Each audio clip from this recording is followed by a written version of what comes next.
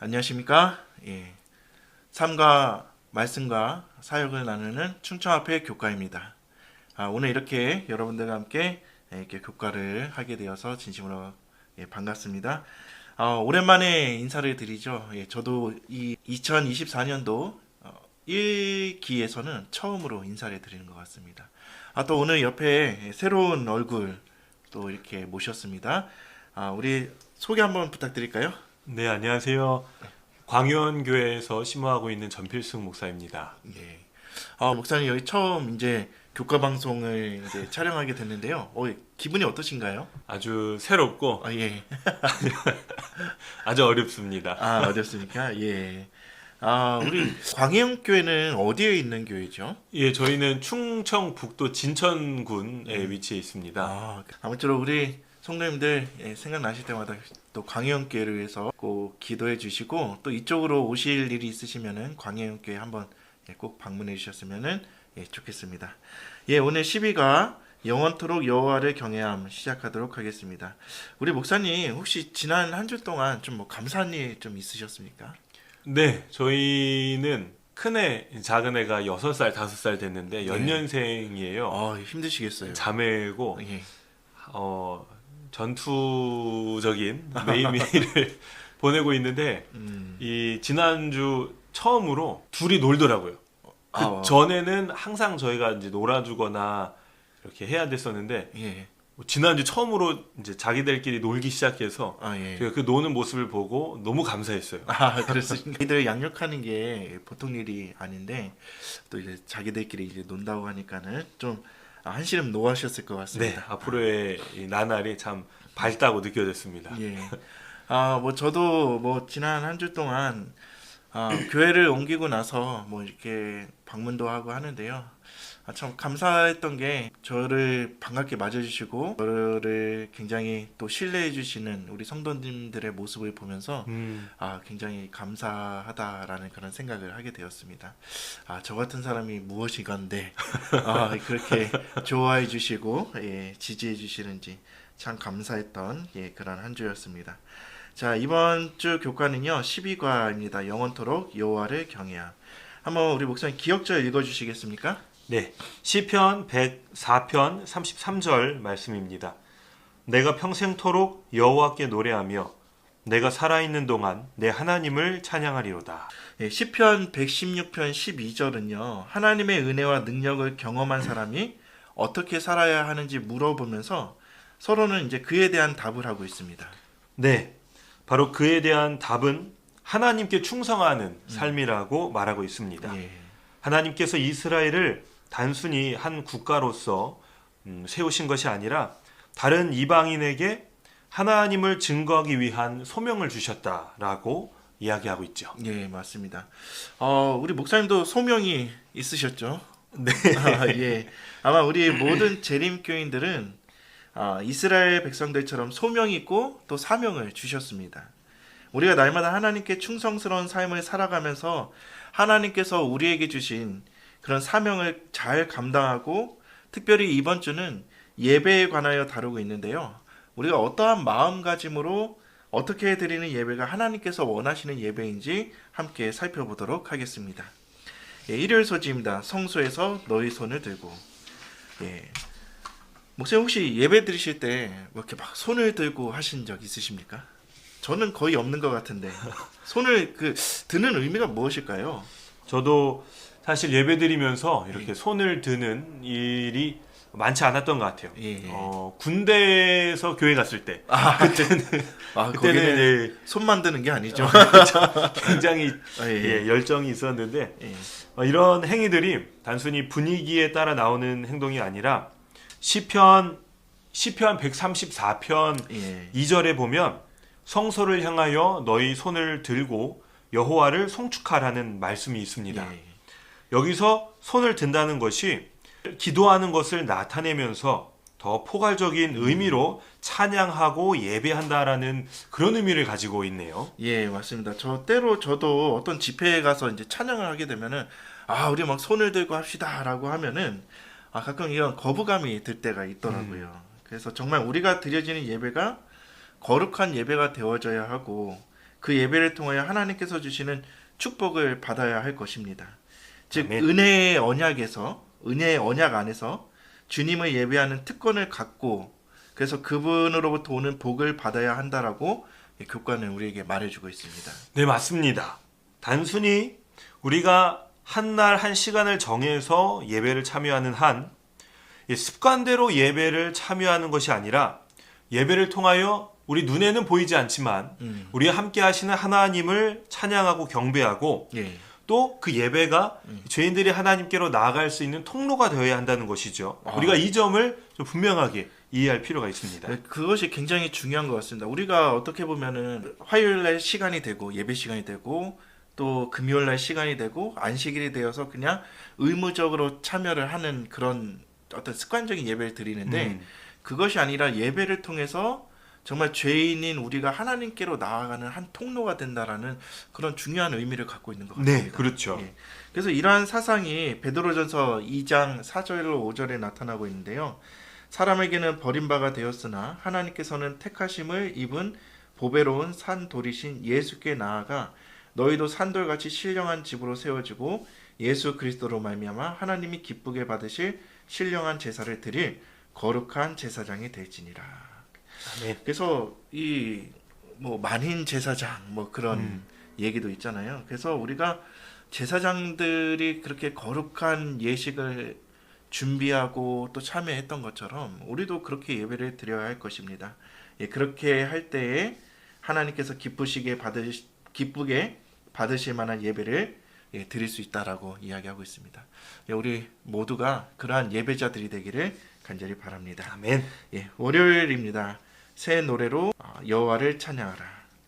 우리 목사님 여기 교과에 보면요. 시편 33편 3절, 40편 3절, 96편 1절 이런 여러 성경절을 살펴보라고 하는데요. 예. 거기서 이야기하는 공통적인 주제가 무엇이냐면 바로 새 노래입니다. 새 노래. 이 새 노래가 무슨 노래일까요? 뭐, 새가 지저귀 그건 아닐 거고. 예. 새가 이렇게 노래를 부를 때는 주로 이렇게 노래를 부릅니다. 어떻게 부르? 우와. 예.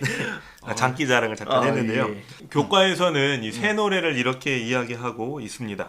새 노래의 이유는 세상을 다스리시는 주님의 위엄과 주권을 새롭게 발견하고 창조주의자 심판자이신 그분의 돌보심과 구원에 다시금 감사하는 것이다.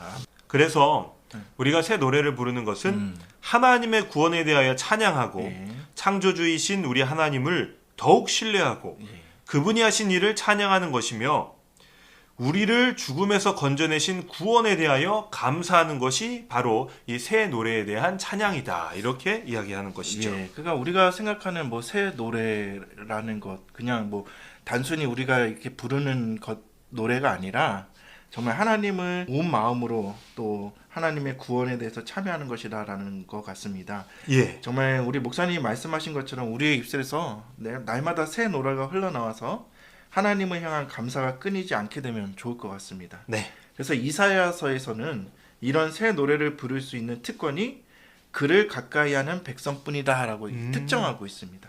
그러니까 아무나 이 새 노래를 부를 수 있는 것이 아니에요. 그렇죠. 예, 그래서 그런 특권을 가진 하나님의 백성들은 새 노래를 부름으로 말미암아 우리의 삶 속에서 경험한 하나님의 놀라운 사랑과 은혜를 기념하고 또 앞으로 경험하게 될 하나님의 권능에 대한 소망을 표현하게 되는 것입니다.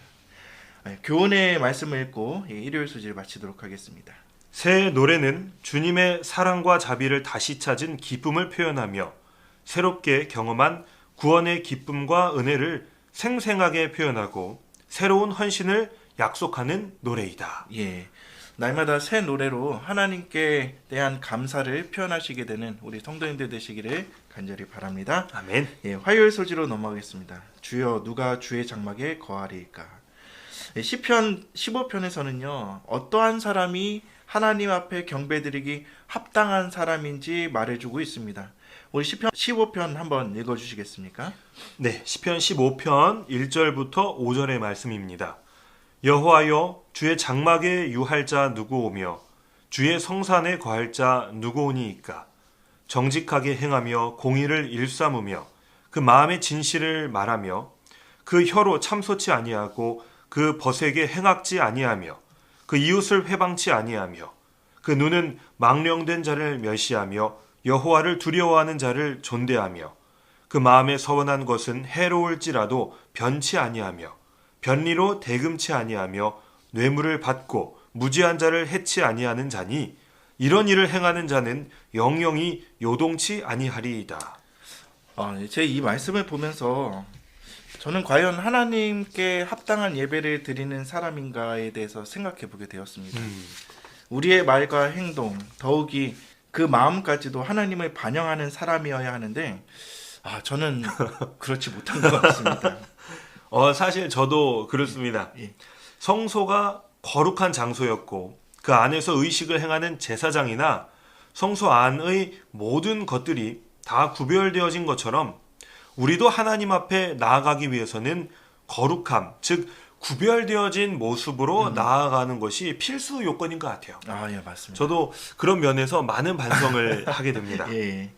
네, 우리가 거룩함으로 하나님 앞에 나아가게 될 때 비로소 우리의 삶과 모습을 통하여 하나님을 온전히 전할 수 있으리라 생각이 듭니다. 그렇다면 우리가 그 거룩하다라는 것을 어떻게 좀 이해해야 할까요? 네. 이 시편 101편에서는 거룩함을 완전한 마음이다 이렇게 예. 표현하고 있습니다. 예. 히브리어로 타밈이란 단어가 예. 이 완전하다, 온전하다라는 뜻을 가지고 있고 예. 성경에서 거룩함으로 예. 지금 번역이 되고 있는데요. 예. 이것이 우리가 제물을 드릴 때 예. 이 흠 없는 양을 바치라고 하나님이 명령하지 예, 않으셨습니까? 맞습니다. 예. 그 흠 없는 양을 타밈, 예. 거룩함, 온전함으로 우리가 이렇게 번역하고 예. 있습니다. 예. 그래서 완전하고 청결되고 진실된 마음 이런 부분이 거룩한 예배를 드리는 자의 필요이다. 예. 이렇게 성경과 교과는 우리에게 이야기하고 있는 것이죠. 예. 그런데 우리가 머리로는 잘 아는 것 같아요. 근데 참 그런 것들이 그런 마음을 갖는 것이 참 어려운 것 같습니다. 그래서 우리는 정말 흠없고 완전한 마음을 갖기 위하여 정말 예수 그리스도가 필요한 것이고요. 우리의 삶 속에서 날마다 하나님의 은혜와 그분의 의를 인정하면서 살아야 할 그런 필요가 있는 것입니다. 예. 그래서 오늘 교훈의 말씀을 읽고 수요 소지로 넘어가도록 하겠습니다. 하나님 앞에 나가는 거룩하고 온전한 삶은 그분의 은혜와 의를 인정하고 주님을 경외하며 예배하는 삶이 매일의 생활과 일치하는 복을 나누는 삶을 의미한다. 예, 정말 우리가 거룩한 삶, 구별된 삶으로 인해서 정말 하나님께 온전한 예배를 드리는 그런 예배자의 삶을 또 살아가게 되기를 간절히 바랍니다. 네, 아멘. 예, 수요일 소지입니다. 열방 중에 주의 선포하라. 시편 96편에서는요. 예배를 드릴 때 어떤 점이 고려되어야 하는지에 대해서 알려주고 있습니다. 예배에는 여호와께 노래하고 그의 이름을 송축하며 그의 선하심과 위대하심을 선포하고 예물을 들고 궁정에 들어가는 것 등 많은 요소들을 내포하고 있습니다. 결국 그런 모든 예배 요소들은 하나님 나라를 선포하는 복음의 차원에서 다뤄져야 한다는 것이죠. 예. 예배와 복음이 별개로 다뤄져야 되는 것이 아니라 예. 함께 다뤄져야 된다는 부분을 기억해야 합니다. 그러니까 예배와 복음이 별개가 아니라 함께 다뤄져야 한다는 것이죠. 예배를 통해서 선포되는 복음이 결국 하나님을 높이는 복음의 기별이 돼야 한다는 것이죠. 예, 맞습니다. 그래서 시편 96편에서는 계속 이야기하는 것이 여호와는 위대하다. 여호와께서 하늘을 지으셨음이로다. 여호와께서 다스린다. 그가 심판하러 오실 것이다. 예, 모두 이런 것들이 하나님께 영광을 돌리는 것이죠. 그렇습니다. 그런데 우리가 드리는 예배는 그래서 어떤가, 내가 참여하고 있는 그런 예배는 어떤가라는 것을 좀 한번 생각해 볼 필요가 있는 것 같아요. 그래서 우리가 예배 시간에 말씀을 들으면서 뭐 하기를 원하냐면은 좀 위로를 받고 또 힘과 용기를 좀 얻고 또 안식을 찾으려고 하는 그런 예배를 드리고 있지는 않은가. 또 우리가 아까 전에 말씀드렸듯이 그냥 습관적으로 그냥 시간이 되어서 그냥 드리는 그런 예배, 그냥 단순히 참여하는 예배. 그래서 그것으로 만족하는. 내 예배에 참여했으니까는 뭐 이 정도면 되겠지. 네, 라는 그런 마음가짐으로 예배를 참여하고 있지 않은가? 우리가 깊은 고민을 해볼 필요가 있는 것입니다. 맞습니다. 예. 결국 예배가 하나님을 경배하고 이 베풀어진 심판을 선포하면서 하나님께서 죄로 인하여 무너진 질서를 회복하시고 예. 또 이 땅에 정의를 세우시고 예. 이러한 하나님께서 행하실 일들에 대한 희망을 우리가 마음속에 간직하는 것이 예배가 되어져야 하거든요. 예, 맞습니다. 예, 그것이 진정한 의미의 예배일 것입니다. 우리 교훈의 말씀을 읽어보도록 하겠습니다. 예배는 하나님이 어떤 분이심을 깨닫고 경외하는 것이다. 전도의 궁극적인 목표도 만민을 하나님의 백성과 연합시켜 온 피조 세계가 주님을 경배하는 것이다. 예. 우리가 드려지는 그런 예배가 단순히 한 주에 또 한 시간을 통해 드려지는 예배가 아니라 정말 우리가 하나님과 하나가 되고 하나님이 어떤 분이시고 또 하나님께서 진정으로 영광을 받으시게 되는 그런 예배를 드리시는 우리 모든 성도님들 되시기를 간절히 바랍니다. 아멘. 예, 목요일 소지입니다. 하나님께서 예배를 기뻐하지 않으실 때. 예, 오늘 목요일 소지는요, 분명히 하나님께서 기뻐하시지 않는 예배도 있다라는 것을 분명히 확인시켜주고 있습니다. 어떠한 예배가 하나님이 기뻐하시지 않는 예배일까요? 첫 번째로 예배의 의미가 퇴색되는 그러한 경우가 있는 것 같아요. 예. 앞에서 살펴보았듯이 예배는 하나님께 영광을 돌려야 하는데 그렇지 못한 예배에 대하여 말하는 것 같습니다. 예. 요즘 TV나 우리가 미디어를 통해서 보면 참 이 구국 기도회라고 해서 이 정치적인 이슈들을 다루는 예. 그런 예배 형태도 볼 수 있고요. 예. 또 비트가 많이 들어가거나 트롯 형태의 이 찬양을 통해서 예배를 드린다기보다 자기의 흥을 느끼는 예. 그러한 예배들이 많이 있는 것 같은데 예. 이런 예배 형태에서 우리가 진정으로 하나님께 나아가는 예. 예배자의 모습을 발견하기가 어려운 것 같아요. 예, 맞습니다. 예, 저도 그런 것들을 많이 봤는데요. 저도 생각이 드는 것이 정말 이게 하나님께 드려지는 예배인가라는 생각을 하게 되었습니다. 예배라는 명목 아래 사람들을 선동하고 막 흥을 돋구는 그런 예배를 하나님께서 보실 때 어떠실까라는 그런 생각을 해본 적이 있습니다. 물론 겉으로 드러나는 예배의 모습도 굉장히 중요합니다. 그러나 그것보다 더 중요한 것은 우리의 마음의 동기가 어떠한지 살펴보는 아멘. 것이 더 중요하다라는 것이죠. 그래서 요한복음 4장 23절 24절을 한번 읽도록 하겠습니다. 네, 요한복음 4장 23절 24절입니다. 아버지께 참으로 예배하는 자들은 신령과 진정으로 예배할 때가 오나니 곧 이 때라. 아버지께서는 이렇게 자기에게 예배하는 자들을 찾으시느니라. 하나님은 영이시니 예배하는 자가 신령과 진정으로 예배할지니라. 아멘. 우리가 아무리 좋은 모습과 좋은 행위 그리고 많은 재물을 하나님께 드린다 할지라도 그 마음에 진실한 회개와 감사가 없다면 그 예배는 하나님께서 기쁨으로 받으시는 예배가 될 수 없다는 거예요. 예, 맞습니다. 우리가 교회 생활을 하다 보면요, 이런저런 일이 굉장히 많아요. 뭐 기쁜 일도 있고 하지만은 저는 이제 모태신앙으로 이제 44년째 신앙을 이제 하고 있는데 뭐 이제 장성해서 이제 어른이 돼가지고 교회를 보니까는 사실 좋은 일보다는 막 좀 안 좋은 일이 많을 때가 있습니다. 그럴 때 우리가 그러한 사람들 또 안 좋은 일을 생각하기보다는 과연 내가 하나님께 합당한 예배를 드리고 있는가를 생각해 본다면 하나님께 드리는 예배뿐만이 아니라 우리의 신앙생활과 교회 생활에 있어서 하나님이 보시기에 아름다운 예배 또 참 그리스도인의 모습이 될 것입니다. 사실 그런 일이 있다 보면요, 우리가 예배 드리면서도 무슨 생각이 드냐면은 자꾸 그런 딴 생각이 들어요. 안 좋은 생각이 들어요. 맞습니다. 예, 그렇게 되면은 그 예배가 하나님께 드려지는 그런 예배가 될 수가 없다라는 것이죠. 그래서 우리가 그런 생각을 하기보다는 내가 이 시간에는 하나님께 정말 합당한 예배를 드리는 그런 예배자가 되게 해달라고 하나님께 간구한다면은 우리의 드려지는 예배뿐만이 아니라 그런 그리스도의 삶이 더 아름답게 빛나게 될 것입니다. 네. 그런 마음가짐으로 예배에 참여하시는 우리 모든 성도님들 되시기를 간절히 바랍니다. 예, 금요일 소재에 더 깊은 연구를 위해 읽고 마치도록 하겠습니다. 예배의 핵심에는 회개, 참된 회개가 필수적이다. 회개라는 것은 죄를 슬퍼하고 죄에서 떠나는 것을 의미하는 것이다. 우리가 죄가 얼마나 악한 것인지 깨닫지 못하면 죄를 버리게 되지 않게 될 것이요. 또한 진심으로 죄에서 떠나지 아니하면 우리 생애에 진정한 변화가 없을 것이다. 회개의 참뜻을 이해하지 못하는 자들이 많다. 많은 사람은 저희의 악행이 저희 자신에게 고통을 미치게 할까 두려워 저희가 범한 것을 후회하고 혹은 외형적 변화를 나타내기도 한다. 그러나 이것은 성경이 의미하는 회개가 아니다. 저들은 죄보다 그에 따른 고통을 슬퍼한다.